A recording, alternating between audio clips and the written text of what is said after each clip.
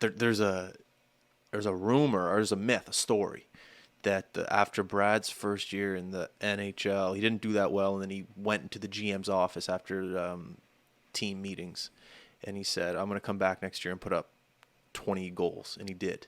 Yeah, I think he told that to Claude Julien. Yeah. Do you remember that summer, the summer before he went off to the season and got 20 goals? Yeah, I don't know if I remember that one particular because nothing changed. It's all the same level of work. It's not. It's all the same. Maybe what changed over the course of the years with him is how high the level was that he wanted to keep achieving, right? So initially, what we're talking about there is becoming just a serious NHL contributor.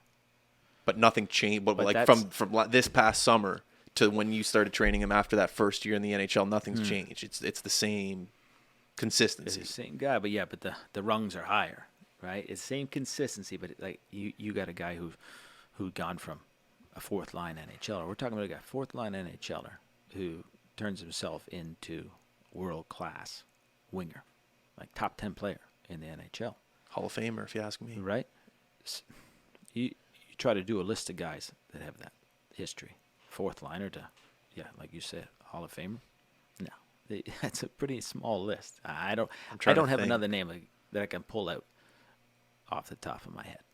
Not that I'm a hockey historian, but so what I'm talking about is he always had another focus, right? So that summer in particular is I'm getting 20 goals, right?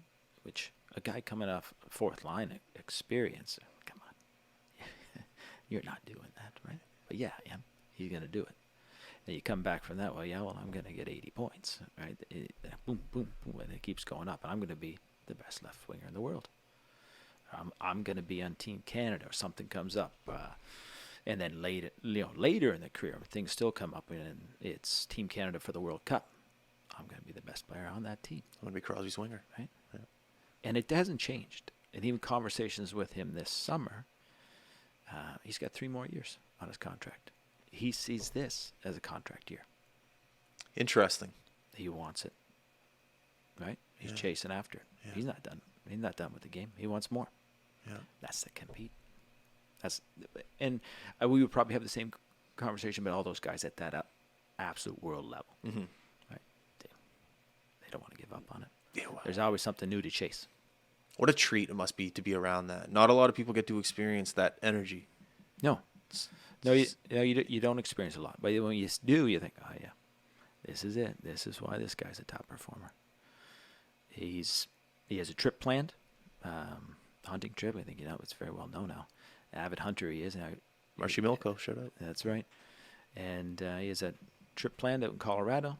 He ships training equipment to his house out there in Colorado first.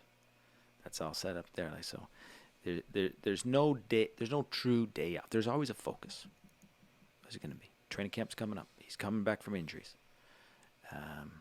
He doesn't want to wait until the deadline they give them. He wants to be prepared weeks before that, right? That's the mentality. What's that? He doesn't give up on anything. That's awesome. Yeah. I don't know what to say after that. You just wish you could be around that every day, just to see that compete level, not just with Brad, but just in every person. It's something you strive for. It's perfection.